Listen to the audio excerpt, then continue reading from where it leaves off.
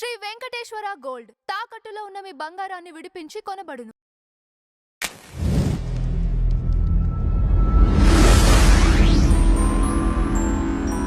అన్న నమస్కారం అన్న.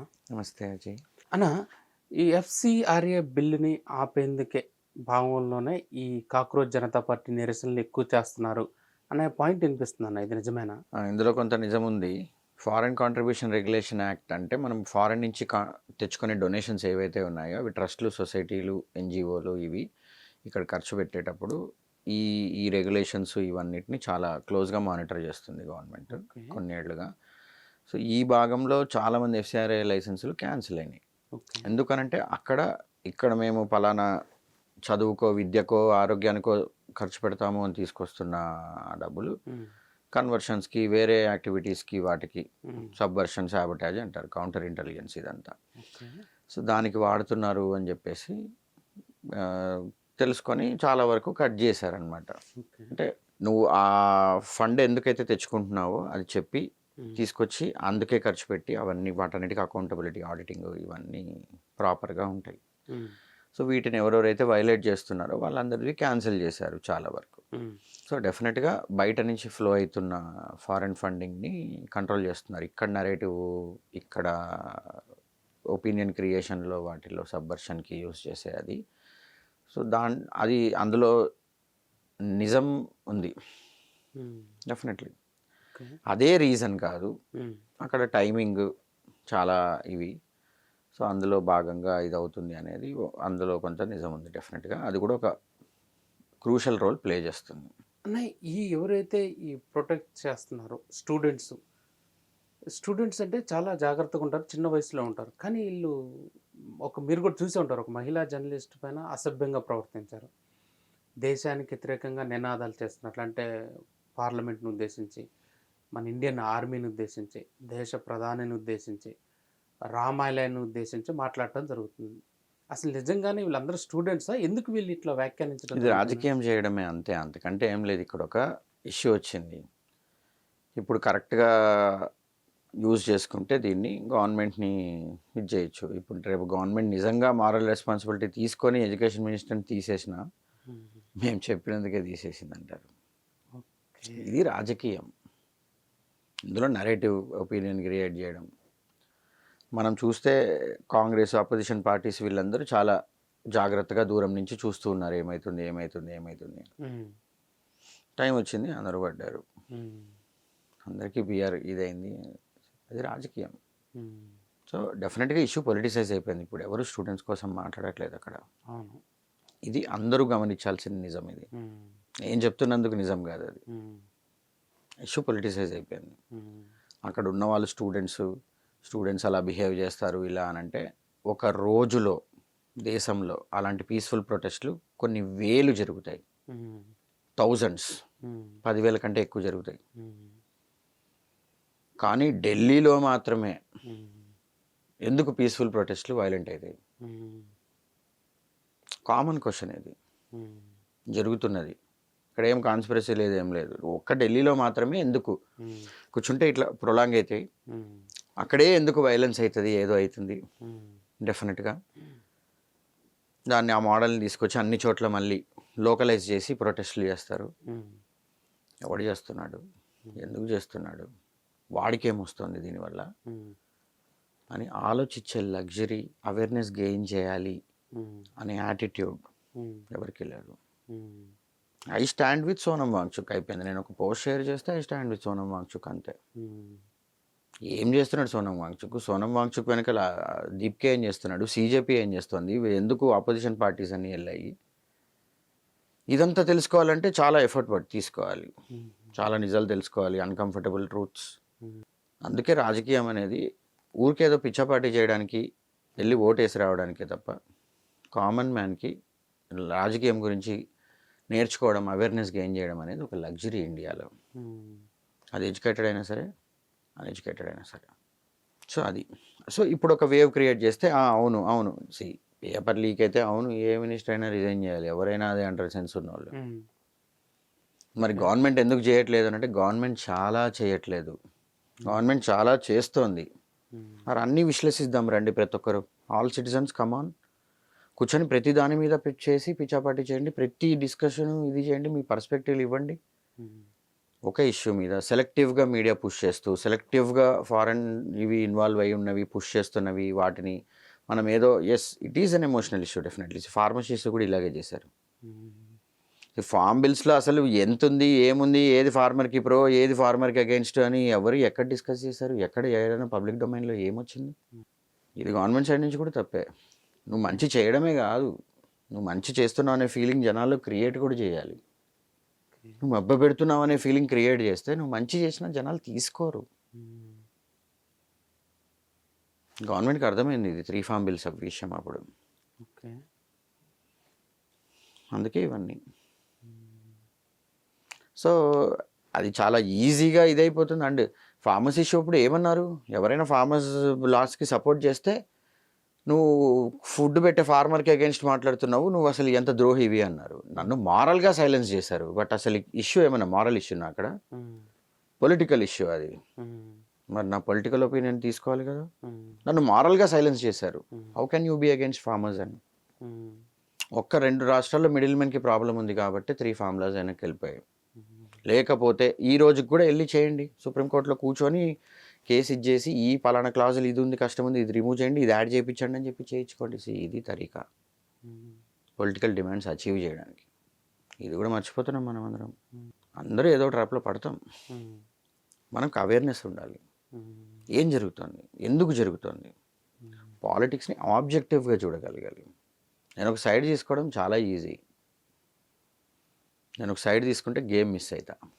సో యాజ్ అన్ అనలిస్ట్ పాలిటిక్స్ని నేను అలా చూస్తాను. నేనేమంటానంటే ఎడ్యుకేటెడ్ పీపుల్ అందరూ అలానే చూడాలి పాలిటిక్స్ని, దాని గురించి అవేర్నెస్ గెయిన్ చేయాలి. నీకు ఆ టూల్ ఉంది కదా నీ చేతిలో, డెమోక్రసీ ఇచ్చింది కదా, వాళ్ళు డబ్బులు పంచని ఇంకేమైనా చేయని, ఇంకేదైనా చేయని, ఆ టూల్ నీ చేతిలో ఉన్నప్పుడు ఎందుకు వాడుకో నువ్వు? ఎందుకు రాజకీయ నాయకులందరూ వెళ్ళి ఓన్లీ మాసెస్, ఓన్లీ బస్తీల్లోనే ఎందుకు తిరుగుతారు? ఎందుకు ఎడ్యుకేటెడ్ వాళ్ళ దగ్గరికి వెళ్ళి నాకు ఓటు వేయండి అని కాలు పట్టుకోరు? అవసరం లేదు, వాడు ఓటు వేయడానికి వెళ్ళాడు, వాడు ఆ సెట్లో ఉన్నాడు. సో ఇలా చాలా విషయాలు ఉంటాయి. సో ఇలా చూసుకుంటూ ఇలా సెలెక్టివ్గా జస్ట్ వైరల్ అవుతుంది, ఏదో అవుతుంది, ఇట్స్ అన్ ఎమోషనల్ ఇష్యూ, మనం వీఆర్ స్టాండింగ్ విత్ ఇది, అదంతా ఓకే. దాని వెనకాల దాని పైన ఏం జరుగుతుంది, ఈ అవేర్నెస్ కొంతమందికి వస్తే సావర్కర్ లాంటి వాళ్ళు చెప్పిన లాంటి నేషనలిజం వస్తుంది. స్పిరిచువల్ పాలిటిక్స్ కాదు, political realism. Politics should not be based on spirituality. Political realism. మనల్ని ఏ దేశం అటాక్ చేస్తుంది, ఏ దేశం ఏ దీంట్లో ఉంది, ఏ కంట్రీస్ ఎలా మనతో గేమ్ ఆడుతున్నాయి, మన పాలిటిక్స్ని ఎలా డిసైడ్ చేస్తున్నాయి. సో అట్లీస్ట్ ఈ డైరెక్షన్లో పాలిటిక్స్ చేస్తున్నారు బీజేపీ ఇప్పుడు. ఆ దీంట్లోనే నేషనలిజం అనే ఇది చూపిస్తున్నారు. కానీ సావర్కర్ గారు చెప్పినట్లు కల్చరల్ నేషనలిజం అను, హిందుత్వ, ఇవి ఈ డిస్ప్యూటెడ్ టాపిక్స్ వీటి మీద. సో ఇవి డిస్ప్యూటెడ్ ఎందుకయ్యో ఒక చిన్న ఎగ్జాంపుల్ చెప్తాను. ఇప్పుడు సావర్కర్ గారు చెప్పిన హిందుత్వ అనే దీంట్లో అదొక కల్చరల్ నేషనలిజం, అంటే ఒక నేషనల్ ఐడెంటిటీ. నేను ఇక్కడ ఉన్నాను, నేను ఇప్పుడు ఒక నేషన్గా, ఒక కంట్రీగా ఫామ్ అవుతున్నాను, నాకు ఒక ఏం ఐడెంటిటీ ఉండాలి ఈ నేషనలిజం కాపాడుకోవడానికి. 2 కంట్రీస్ని రిలీజన్ బేసిస్ మీద డివైడ్ చేశారు. ఆయన పార్టిషన్ని కూడా అందుకే అపోజ్ చేశారు. మనకి ఫ్యూచర్లో ఎప్పుడు సెక్యూరిటీ ప్రాబ్లమ్స్ క్రియేట్ చేస్తుంది అని. అవును, చేస్తుంది కదా. సో పొలిటికల్ థింకర్స్ ఉండేవాళ్ళు ఒకప్పుడు, వాళ్ళు రైటర్సు, రీఫార్మర్సు, ఇట్లాంటి రెవల్యూషనరీసు, రేషనలిస్టులు, ఇవన్నీ ఇప్పుడు ఎక్కడున్నారు? ఇది పోతుంది కదా. సో ఇట్లాంటి వాళ్ళని కూడా డిస్ప్యూటెడ్ ఫిగర్స్ చేశాము. ఆయన ఏమన్నాడు, మిలిటరీ ఉండాలి, స్ట్రాటజిక్ థింకింగ్ ఉండాలి, ఇంటెలిజెన్స్ ఇవన్నీ ప్రాపర్గా కౌటిల్య చెప్పినట్లు, చాణక్యుడు చెప్పినట్లు మనం రెడీగా ఉండాలి ఎక్స్టర్నల్ థ్రెట్స్కి. ఇది రియలిజం. ఇది ఈరోజు ఇజ్రాయెల్ లాంటి కంట్రీ ఇంకా నేషనలిజము 100% నేషనలిస్ట్ కంట్రీ ఈరోజు ఇంకా సర్వైవ్ అవుతుందంటే ఇలానే కంపల్సరీ మిలిటరీ ఎక్స్పోజర్. ఎందుకు చెయ్యాలి అంటే నువ్వు నీ ఐడెంటిటీ కాపాడుకోవడానికి. ఎవడో ఒకడు వచ్చి వాష్ అవే చేసేస్తాడంతే. ఎందుకు చేసుకోవాలి రాజకీయం, ఎందుకు చదవాలి పాలిటిక్స్, ఎందుకు ఐడియాలజీస్ అనే ప్రతి ఐడియాలజీని ఎందుకు అని చూడాలి అని. మనం ఒక కాంట్రవర్షియల్ ఫిగర్ చేసేస్తాము, ఇది ఎందుకు, అది హిందుత్వం అంటే ఇది అని. హిందూయిజం అనేదే ఒక రిలీజన్ కాదు, it's a way of life. దాన్ని నేషనల్ ఐడెంటిటీగా చేసి ఆర్గనైజ్ చేయడం కోసం కాయిన్ చేసిన టర్మే హిందుత్వ. ఇందులో హిందుత్వ అనే దానికి కట్టుబడిన వాళ్ళు ఎవరు అని అంటే ఇండియాలో పుట్టి ఇండియాని పితృభూమి, ఫాదర్ ల్యాండ్గా కన్సిడర్ చేసినవాడు, ఇండియానే పుణ్యభూమిగా కన్సిడర్ చేసినవాడు. దీంట్లో హిందూస్తో పాటు సిఖ్స్, జైన్స్, బుద్ధిస్ట్ ఇలా వస్తారు చాలామంది. ముస్లిమ్స్, క్రిస్టియన్స్ రారు. ఇదే కాంట్రవర్షియల్. వాళ్ళ ఫాదర్ ల్యాండ్ ఇండియాలో లేదు, it is out side India. Technical terms ఇవి. ఓకే, దీని తర్వాత ఆయన చెప్పింది ఏంటంటే నేషన్ అబవ్ రిలీజియన్. రిలీజను, ఐడెంటిటీ ఇవన్నీ ఉండాలా. అండ్ స్టేట్ రిలీజన్ ఉండాల్సిన అవసరం లేదు. స్టేట్ సెక్యులరిజం ఎలా అయితే మనం సెక్యులరిజం అనే టాపిక్ని చదువుకుంటామో థియరిటికల్గా, అలా స్టేట్ ఆపరేట్ చేయొచ్చు. బట్ నేషనల్ ఐడెంటిటీ ఉండాలి. నేషనలిజం కాపాడుకోలేకపోతే ఎవడో ఒకడు వస్తాడు మనతో, ఏదో గేమ్ ఆడుతుంటాడు, వెళ్తుంటాడు అంతే. మనం ఎందుకున్నాం ఈ గేమ్లో, ఏం చేస్తున్నాం అనేది మనం రియలైజ్ అయ్యి దాన్ని కన్సాలిడేట్ చేయడానికే ఇవన్నీ. నేషన్ అబవ్ రిలీజియన్, హిందూకైనా సరే, ముస్లింకైనా సరే, క్రిస్టియన్కైనా సరే, ఎవరికైనా సరే. సో ఇట్లా కొన్ని కాంట్రవర్షియల్ అయినవి ఉన్నాయి. అందుకు Hindutva has become a political tool. As a political science student ఇది అన్న, ఈ మధ్య కాలంలో బాగా సవార్కర్ గారి పేరు ఎక్కువగా వినిపిస్తుంది. సవార్కర్ గారిని రాజకీయంగా వాడుకోవాలని ఒక పార్టీ చూస్తుందని కూడా కొంతమంది అభిప్రాయపడుతున్నారు. అసలు ఎవరు ఈ సవార్కర్, ఏంటి అసలు? వినాయక్ దామోదర్ సావర్కర్, విడి Savarkar was a political thinker. ఆయన ఒక పొలిటికల్ రైటర్, రిఫార్మర్ అండ్ ఒక రేషనలిస్ట్. సో పొలిటికల్ థింకర్ ఇది అని అంటే అప్పుడున్న రాజకీయ పరిస్థితులు బట్టి పొలిటికల్ థింకర్స్ ఉండేవాళ్ళు. డిఫరెంట్ పర్స్పెక్టివ్స్ తీసుకొని చెప్పేవాళ్ళు, ఇది ఇలా, ఇది ఎందుకు కావాలి ఇలా. అలా ఆయన ప్రపోజ్ చేసిన ఒక కాన్సెప్టే కల్చరల్ నేషనలిజం. ఓకే, అంటే సాంస్కృతిక జాతీయవాదం, not religious nationalism. Only Hindu based identity కాదు. అందుకే he coined the term Hindutva. It is a national identity. అది అందరికీ ఒక జాతీయ చిహ్నం, ఒక ఐడెంటిటీ అందరికీ అసోసియేట్ చేసుకోవడానికి. రిలీజన్ అవ్వకూడదు ఐడెంటిటీ. రిలీజన్ అయినందుకే పాకిస్తాన్ లాంటిది క్రియేట్ అయింది. అందుకు కల్చరల్ నేషనలిజం. అన్ని రిలీజన్స్ ఏవేవైతే ఇక్కడ ఉన్నాయో, ఎవరెవరైతే ఈ ల్యాండ్ని ఫాదర్ ల్యాండ్, పితృభూమిగా భావిస్తారో, ఎవరెవరైతే ఈ ల్యాండ్ని పుణ్యభూమిగా భావించి ఇక్కడ పుట్టి ఇక్కడ ఇది చేస్తారో వాళ్ళందరూ హిందుత్వ అని అంటాడు ఆయన. అది హిందూయిజం కాదు అసలు. హిందూయిజం అనేది ఒక వే ఆఫ్ లైఫ్, అదొక రిలీజన్ అయింది. తర్వాత హిందుత్వ అంటే అదొక పొలిటికల్ ఐడియాలజీ అని ఇలా వచ్చింది. ఆయన ప్రపోజ్ చేసిన దాంట్లో ఇక్కడ ఇది ఎందుకు కాంట్రవర్షియల్ అని అంటే, ఆయన చెప్పిన ఈ టర్మ్స్కి, ఈ కండిషన్స్కి బుద్ధిస్ట్, జైన్స్, సిఖ్స్, జొరాస్ట్రియన్స్ ఇట్లా కొంతమంది ఇక్కడ పుట్టిన వాళ్ళు భావించి చేస్తారు.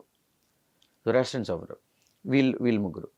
ముస్లిమ్స్కి, క్రిస్టియన్కి వాళ్ళ ఫాదర్ ల్యాండ్ లేదా వాళ్ళ పుణ్యభూమి ఇండియాలో లేదు, ఇండియాకి బయట ఉంది. ఇది పొలిటికల్గా ఒక కాంట్రవర్షియల్ థింగ్. అంటే నువ్వు ఒక ఐడియాలజీగా చూస్తే ఇది ఎందుకు కాంట్రవర్షీ అయింది అంటే ఇందుకు. సో హిందుత్వ అనే దీని కింద ముస్లిమ్స్ని, క్రిస్టియన్స్ని ఎవరి పుణ్యభూమి అయితే ఇండియా నుంచి బయట ఉందో వాళ్ళని కూడా దీనికి అకష్టం చేసి దీన్ని ఒక హిందూ రాష్ట్ర చేయాలనే దాన్ని ఈజీగా కనెక్ట్ చేయగలుగుతున్నారు. ఆయన చెప్పింది అది కాదు. Nation above religion. State religion ఉండదు, అన్ని రిలీజియన్స్ని ఈక్వల్గా ట్రీట్ చేస్తుంది. అందరూ రిలీజియన్కి ఇర్రెస్పెక్టివ్గా ఒక నేషనల్ ఐడెంటిటీతో మెలగాలి. అది ఆయన చెప్పిన కాన్సెప్ట్. కానీ ఇది ఇదేంది, ఎక్కడ మన ఇండిపెండెన్స్లో లేదా మన ఫ్రీడమ్ మూమెంట్లో ఎందుకు ఇది అవ్వలేదు అంటే దీన్ని పొలిటికల్ రియలిజం అంటారు. అంటే మనం ఒక నేషన్ స్టేట్గా, ఒక కంట్రీగా ఉద్భవిస్తున్నప్పుడు ఏ కంట్రీస్ నుంచి మనకి ఏమేమి థ్రెట్స్ ఉన్నాయి, దాన్ని మనం ఎలా కాపాడుకోవాలి, ఎలాంటి మిలిటరీ పెట్టుకోవాలి, ఎలాంటి స్ట్రాటజిక్ థింకింగ్ ఉండాలి అనేది పొలిటికల్ రియలిజం. కానీ ఇక్కడ మన ఇండియాలో ఏమైంది అంటే స్పిరిచువల్ పాలిటిక్స్ ఎక్కువైనాయి. And Gandhian principle based non violence. ఈయన militarization, compulsory military training for all citizens, strategic thinking, మనకంటూ మన నేషనల్ ఐడెంటిటీని స్ట్రెంగ్తన్. ఈరోజు ఇజ్రాయెల్ లాంటి కంట్రీ ఏదైతే చేసి చూపిస్తోందో ప్రపంచానికి ప్రాక్టికల్గా, ఆయన అప్పట్లో దీన్ని ఒక ఐడియాలజీగా చెప్పాడు. ఇలా చెప్పినందుకు ఆయన మళ్ళీ కన్జర్వేటివ్ లేదా ఇంకేదో కాదు, ఆయన హేతువాదే. He was a rationalist. ఆయన ఎన్నో సోషల్ రీఫార్మ్స్లో ఆయన పార్ట్.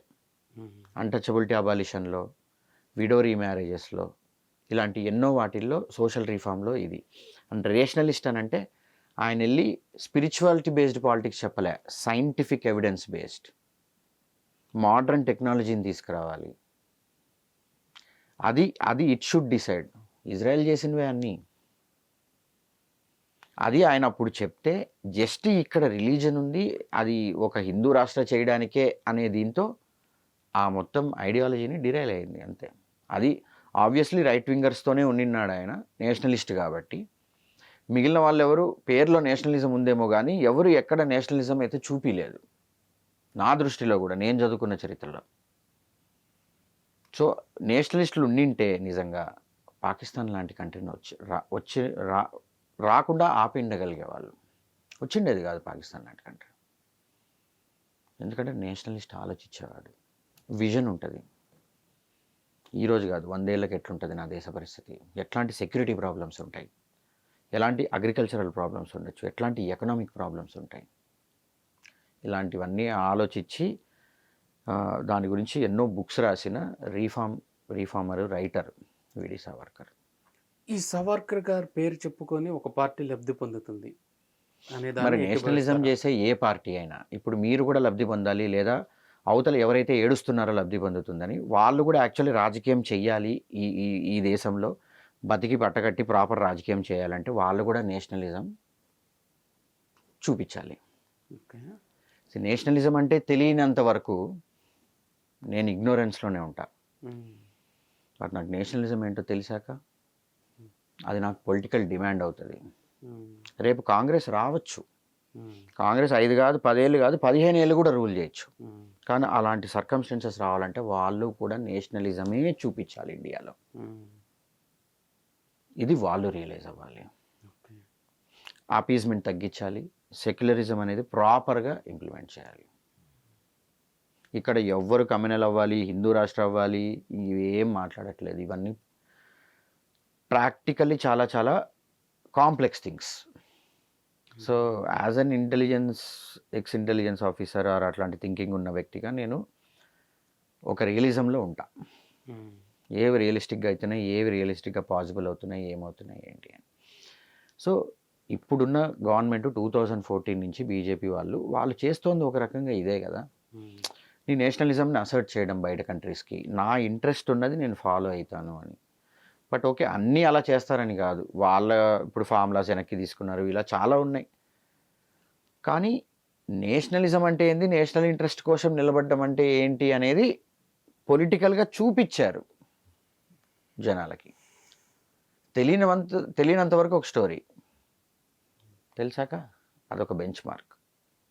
సో నా దృష్టిలో అది జరుగుతోంది. సో వీళ్ళు ఏదో లబ్ధి పొందుతున్నారు ఇది అని అంటే, నేషనలిజం అనేది అవును. మరి నేను బయట కంట్రీకి వెళ్తే నాకు ఏదైనా అయితే నాకు అక్కడ ఒక ఎంబసీ ఉంటుంది, ఒక కంట్రీ ఉంది. ఈ మెకానిజం అంతా ఎందుకుంది? నేషనలిజము, నేషన్ స్టేట్ అనే కాన్సెప్ట్ వల్లే కదా. మరి నేషనలిజం లేదు, నేషనలిజం అవసరం లేకుండా ఇండియా లాంటి కంట్రీ రన్ అవుతుంది అని చెప్పి 60-70 ఇయర్స్ అలానే రన్ చేశారు. అప్పటికి న్యూక్లియర్ క్యాపబిలిటీ తెచ్చుకున్నాము, పాకిస్తాన్, చైనా లాంటి కంట్రీస్ని డెటర్ చేయడానికి. ఇవన్నీ అవి కూడా నేషనలిస్ట్ లీడర్లు ఉండడం వల్లే పాసిబుల్ అయింది. అది ఈ గుంపులో ఉన్నారా, ఆ గుంపులో ఉన్నారా అన్నది కాదు, నేషనలిస్ట్ లీడర్లు ఉండిన్నారు కాబట్టి అట్లాంటి స్ట్రాటజిక్ డెసిషన్స్ కూడా తీసుకున్నారు. సో అలాంటి నేషనలిజం వీళ్ళు చూపిస్తున్నారు. సో ఎక్స్టర్నల్గా లేదా పవర్ దీంట్లో చూస్తే, బట్ ఇంటర్నల్గా ఏమవుతుంది, ఆ పవర్ని కన్సాలిడేట్ చేసేది ఇంట్లో ఏమవుతుంది, ఎంతోమందిని బయట నుంచి తీసుకురావాలి, వైట్ వాష్ చేయాలి, ఇట్లాంటివన్నీ ఉంటాయి. అది రాజకీయం. ఇంకా సో అవతల ఎవరైతే ఏడుస్తున్నారో ఇది చేసి అది చేస్తున్నారు ఇట్లా అంటే వాళ్ళకి భయం, వీడి సావర్కర్ లాంటి ఐడియాలజీ నిజంగా తీసుకొస్తారేమో అని. అది సెక్యులర్ ఐడియాలజీ అది. సో ఆ బుక్కులు అందుకే చదవాలి, వాటి గురించి తెలుసుకోవాలి ఏంటి అని. ఐడియాలజీ ఏదైనా సరే ఒక ఆబ్జెక్టివ్గా చదవగలగాలి. పొలిటిసైజ్ చేయడం ఎంతసేపు? ఇప్పుడు స్టూడెంట్స్ కోసం అని బయలుదేరిన వాళ్ళు ఇప్పుడు ఏమేం చేస్తున్నారు అక్కడ? ఇప్పుడు ఈరోజు ఎవడున్నాడు స్టూడెంట్స్తో? You tell me. ఇది రియలైజ్ అవ్వాలి, నీ కళ్ళ ముందర జరుగుతుంది కదా, అదే ఎవిడెన్స్. నీకు మళ్ళీ ఇంకేదో నాకు ఎవిడెన్స్ కావాలి, నాకు ఇంకేదో ప్రూఫ్ కావాలి అన్నానంటే ఎప్పటికీ దొరకదు. రియలైజ్ అవ్వాలి, అవేర్నెస్ గెయిన్ చేయాలి. సో సావర్కర్ లాంటి లీడర్లు అలాంటి వాళ్ళు. అది ఇప్పుడు పొలిటికల్ టూల్ అంతే. అన్న, మోదీ ఈ దేశానికి ఏం చేశాడు? చాలామంది మేధావులు ఆరోపించేది అంటే మోదీ ఏం చేయలేదు, చిన్నగా చేసి పెద్దగా ప్రచారం చేసుకున్నారనే వాదన వినిపిస్తుంది చాలామంది. దేశంలో ఎన్నో ప్రొటెస్టులు చేస్తున్నా మోదీ మౌనంగానే ఉన్నాడు. అమెరికా మన ఇండియాని అవమానిస్తున్నా మోదీ మౌనంగానే ఉన్నాడు. మోదీ ఈ దేశానికి ఏం చేశాడన్న? 10-15 ఏళ్ళు ఎవరు రూల్ చేసిన ఇండియాని వాళ్ళని ఇదే అంటారు. ఓకే, జస్ట్ రివైండ్ చేసుకుంటే కాంగ్రెస్ వాళ్ళు 10 ఏళ్ళు రూల్ చేసినప్పుడు ఇదే అన్నారు జనాలు, లేదా ఒక నరేటివ్ అది. కానీ పబ్లిక్లోకి వెళ్ళింది, కన్సాలిడేట్ అయిందా అనే దాని మీద ఓట్లు ఎట్లా పడతాయి ఏంటి అనేది డిసైడ్ అవుతుంది. మోడీ ఏం చేశారు వచ్చి మనకి దేశానికి ఇట్లా అని అంటే, నేను ఒకటే చెప్తున్నా, మనకు ఒక self respect as an Indian, I'm N Indian, నేను ప్రౌడ్గా చెప్పడానికి ఒక సెల్ఫ్ రెస్పెక్ట్, ఒక సెల్ఫ్ ఎస్టీమ్ ఉండాలి. అది that is what he brought to Indians.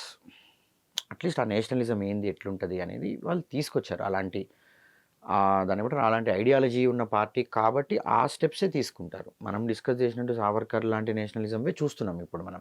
ఇప్పుడు ఆపరేషన్ సింధూర్ లాంటిది రెస్పాన్సు ఇండియా ఏ రోజు ఇవ్వలేదు పాకిస్తాన్కి. వాళ్ళు వచ్చి ఏదైనా ఊచకోతలు చేసిపోతే వెళ్ళి రండి మాట్లాడుకుందాము, టాక్స్ చేసుకుందాము అని చెప్పి కూర్చొని నెగోషియేషన్స్. నేను ఏం చేయలేదని నేను అనట్లేదు. నువ్వు క్రెడిబుల్గా నేషనల్ ఐడెంటిటీ కోసము, నేషనల్ ఇంట్రెస్ట్ కోసము ఏం చేశారు ఎవరైనా? ఎంత ఎంత ఇంత ఇంత ఇంత ఇలా. సో దాంట్లో ఎంత పాసిబుల్ అవుతుందనే ఒక ట్రైలర్ చూపించగలిగారు మోడీ గారు. యాక్చువల్లీ నా దృష్టిలో ఒక ప్రాపర్గా నేషనలిస్ట్ ఉండి నిజంగా నేషనల్ ఇంట్రెస్ట్ కోసం పాలిటిక్స్ చేసి, కానీ రాజకీయం అనేది బ్లాక్ వైట్ కాదు, ఇంటెలిజెన్స్ లాగా అది కూడా గ్రే. 15 సంవత్సరాలు రూల్ చేస్తే దేవుడినైనా అదే అంటారు డెమోక్రసీలో. సిస్టమ్ అలాంటిది అంతే. 15 ఏళ్ళు రూల్ చేసిన వాళ్ళు 15 ఏళ్ళు చిట్టా తీస్తే ఇన్ని ప్రాబ్లమ్స్ వస్తాయి. ఎవరినైనా అదే అంటారు. నేనేమంటానంటే ఒక బ్రాడ్ పర్స్పెక్టివ్లో చూసుకుంటూ చేస్తే నిజమైన నేషనలిజం ఏంది అనేది చూపించారు. ఎలక్షన్లు ఎలా ఫైట్ చేయడం ఏందనేది నెక్స్ట్ లెవెల్కి తీసుకెళ్లారు వాళ్ళు, బీజేపీ వాళ్ళు. మోడీ ఏం చేశారు అంటే ఆ సెల్ఫ్ రెస్పెక్ట్, ఆ సెల్ఫ్ ఎస్టీమ్. నేనేమంటానంటే స్వచ్ఛ భారత్ అభియాన్ అని చెప్పేసి మనం ఇల్లు క్లీన్ పెట్టుకోవాలి, మన రోడ్లు క్లీన్ పెట్టుకోవాలి అని చెప్పేసి ఒక పిఎం వచ్చి ప్రోగ్రామ్ చేసే పరిస్థితిలో ఉండే ఇండియా. ఇప్పటికీ క్లీన్ కాలే, అది రియాలిటీ, అది ఇండియన్స్ రియలైజ్ అవ్వాల్సింది. కానీ అట్లాంటి ఒక పర్సన్ వచ్చి చెప్పాల్సి వచ్చింది. ఏమో అది క్లీన్ చేస్తే ఏముంది, క్లీన్ చేయకపోతే ఏముంది, దేశం రన్ అవుతుంది కదా ఇండియాలో. సో నిజంగా ఇంట్రెస్ట్ ఉండి నిజంగా దేశం మీద ప్రేమ ఉన్న వ్యక్తి ఆయన.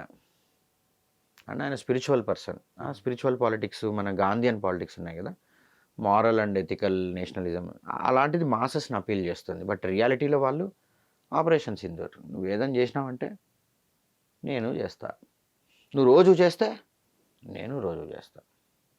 సో ఇలాంటిది ప్రూవ్ చేయగలిగారు. అది one of the greatest achievements. అలాంటి పాలిటిక్స్ చూపించగలిగారు. బట్ మరి ఇండియా మారలేదు, అట్లే ఉంది ఇలా అని అంటే, ఇండియా అనేది అంత పెద్ద కంట్రీ, అంత పెద్ద మల్టీ కల్చరల్ డైవర్స్ ఇలా. సో అలాంటి సిస్టమ్స్ మెల్లిగా రావాలి తీసుకొని. సో వాళ్ళు ఆ డైరెక్షన్, అది ఏ డైరెక్షన్లో వెళ్తున్నాయి, ఆ సిస్టమ్స్ ఇంప్లిమెంట్ అవుతాయి ఆ ఫ్యూచర్లో, వాటి మీద డిపెండ్ అయి ఉంటుంది. ఈ దేశంలో చాలా ధర్నాలు, రాస్తారోకాలు అంటే ఉద్యమాలు జరిగినప్పుడు మోదీ చాలా సందర్భాల్లో మౌనంగానే ఉన్నాడు. దీని వెనుకున్న కారణం ఏంటి? ఇండియాలో కాంప్లెక్స్గా ఉంటాయండి రాజకీయాలు. మీరు ఏదైనా వేరే యూరోపియన్ కంట్రీ ఇంకెక్కడైనా పోయినారు అని అంటే వాళ్ళు నీట్గా వస్తారు, వచ్చి ఒక స్టేట్మెంట్ ఇచ్చేసి ప్రెస్ స్టేట్మెంట్ ఇచ్చినా కూడా అది చాలా సీరియస్. నువ్వు అక్కడ రోడ్ల మీద పడి నిన్ను ఒకటి ఈడ్చుకుపోయో, నువ్వు ఇంకేదో చేసో అలాంటి ఇంపాక్ట్ నువ్వు పబ్లిక్కి చూపించుకోవడానికి క్రియేట్ చేయాల్సిన అవసరం లేదు. ఎందుకంటే అక్కడ పీపుల్ అట్లీస్ట్ కొంచెం అవేర్. వాళ్ళు ఇది సీరియస్ వినాలి అంటే వింటారు. వాడు వచ్చి ఒక ప్రెస్ స్టేట్మెంట్ ఇచ్చి వెళ్ళినా కూడా ఇది ఇట్లాంటి ఇష్యూ ఇట్లా. కానీ ఇండియాలో ఏంటి, ఏం చేసినా కూడా ప్రజెంటేషన్. నువ్వు ఏమన్నా చెయ్యి, ప్రజెంటేషన్ ఇంపార్టెంట్ దానికంటే ఎక్కువ. సో ఇట్లాంటి దీంట్లో వీళ్ళు ఎస్పెషలీ టాప్ లీడర్స్ అనవసరంగా వచ్చి లేదా ఏదన్నా ఇది అయ్యి అనవసరంగా ఒపీనియన్ ఇవి వీటన్నిటిని ఇచ్చేయడము. So is never involved in that directly. అందుకే మీరు అన్నట్లు మణిపూర్ ఇష్యూలు ఎందుకు మాట్లాడి ఇట్లా అంటే నేను అంటాను, నేను నార్త్ ఈస్ట్లో పనిచేసిన ఒక వ్యక్తిగా నేను చెప్తున్నాను, రేపు కాంగ్రెస్ గవర్నమెంట్ వస్తే రాహుల్ గాంధీనో ప్రియాంక గాంధీ పీఎం అయితే వాళ్ళని వెళ్ళమంటే I will challenge them to go to Manipur and solve the issue. ఎవరు చేయలేరు అది, ఈయననే కాదు. అలాంటివి జనరలైజ్డ్, ఇవి విట్ క్యాన్ బి థ్రోన్. ఇది దీంట్లో రెస్పాండ్ అవ్వలేదు. కోవిడ్ లాంటిది వచ్చినప్పుడు కాంగ్రెస్ లాంటి వాళ్ళు ఉంటే ఏమయ్యేదో జనాలకు తెలుసు. వాళ్ళు ఒకసారి ఇట్లా ఆనకల మూసుకుని ఊహించుకుంటే తెలుస్తుంది. సో అది జరిగి ఇట్లా వచ్చినప్పుడు క్రిటిసిజంకి స్కోప్ ఎప్పుడూ ఉంటుంది. ఇది ఫెయిల్ అయింది, అది ఫెయిల్ అయింది, అదైంది, ఇదైంది, ఇదే అయింది అని ఓవరాల్గా ఏంటి ఏమవుతోంది ఇది వాచ్ చేసుకుంటూ ఉండాలి. మీరు చెప్తున్నట్లు అమెరికా అని ఇచ్చిన ఇలా అయింది అని అంటే మరి అలాంటి పవరు అలాంటి ఇది తీసుకెళ్ళడానికే కదా ఇండియాని.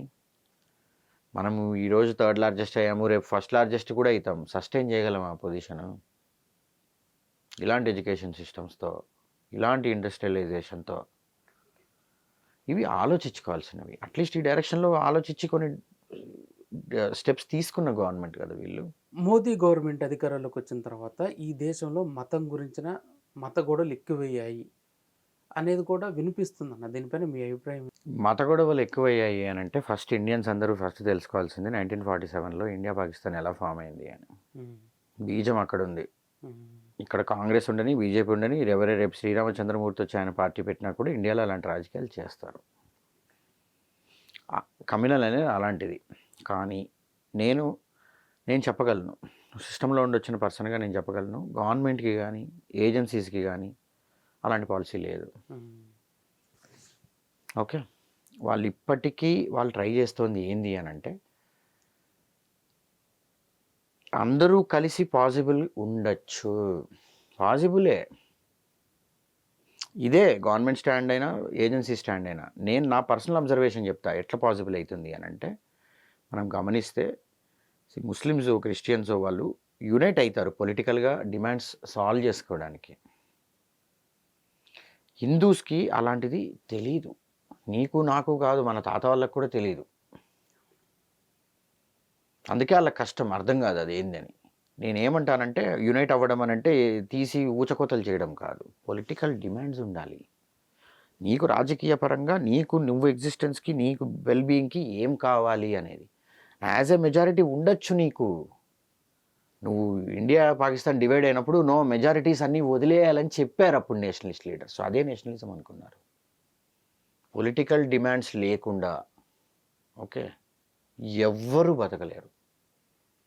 మనం అలాంటి ఒక ప్రపంచంలో ఉన్నాం, అలాంటి ప్రపంచం ఆపరేట్ అవుతోంది. అందుకే పాలిటిక్స్ లాంటి సిస్టమ్స్ ఉన్నాయి, డెమోక్రసీ అనే లాంటి మెకానిజమ్స్ వచ్చాయి. ఇది రియలైజ్ అవ్వాలి. సో ఈ డైరెక్షన్లో ఈ కమ్యూనల్ యాంగిల్ అనేది ఏంటి అని అంటే నీకు పొలిటికల్ డిమాండ్స్ ఉండాలంటే. ఇప్పుడు నేను ఏమంటాను అంటే నిజంగా కమ్యూనల్ ఎక్కువైతున్నాయి, ముస్లిమ్స్ని నిజంగా ఇదవుతున్నాయి అని అంటే ముస్లిం పాపులేషన్ డిక్రీజ్ అవుతుంది ఇండియాలో.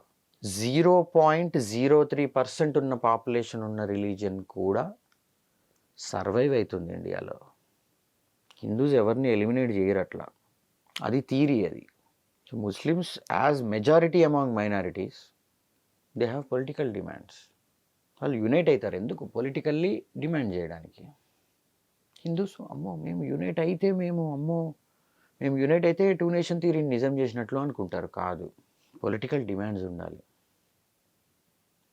అస్సాం లాంటి స్టేట్లో 37-38% ఉన్నారు 2011 సెన్సస్ ప్రకారమే ముస్లిం పాపులేషన్. అయినా కూడా ఇలాంటి థియరీస్ సెల్ చేస్తున్నారు కదా. నేను ఏమంటానంటే ఇదంతా రాజకీయం, ఇది అవేర్నెస్ మనం గెయిన్ చేసి ఇదేంది రియాలిటీ, ట్రూత్ ఏంది, ఫ్యాక్ట్ ఏంది తెలుసుకొని మనం ఒక ఒపీనియన్ క్రియేట్ చేసుకొని తెలుసుకోగలగాలి. అది హెల్ప్ చేస్తుంది. సో ఈజీగా చెప్పొచ్చు. బికాజ్ రైట్ వింగ్ పార్టీ కాబట్టి, కన్జర్వేటివ్ పార్టీ కాబట్టి వీళ్ళు వచ్చాక కమ్యూనల్ అయింది ఈజీగా అని. బట్ ఆల్ ఓవర్ ఇండియాలో కమ్యూనల్ సెన్సిటివ్ స్పాట్స్ ఉంటాయి. ఏ గవర్నమెంట్ ఉన్నా, ఎవడున్నా చచ్చిపోయినా అక్కడ గొడవలు జరుగుతూనే ఉంటాయి రెగ్యులర్గా.